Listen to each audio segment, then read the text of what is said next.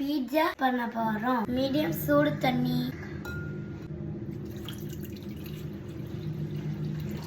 இப்போ ஈஸ்ட் போட போறோம். நல்லா கலக்கணும்.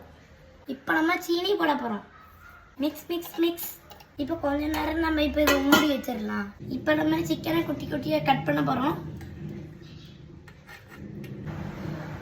மஞ்சள் தூள், சில்லி பவுடர், சீரகத்தூள், கரம் மசாலா.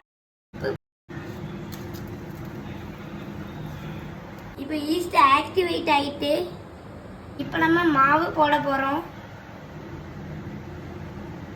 இப்போ மிக்ஸ் மிக்ஸ் பண்ண போறோம்.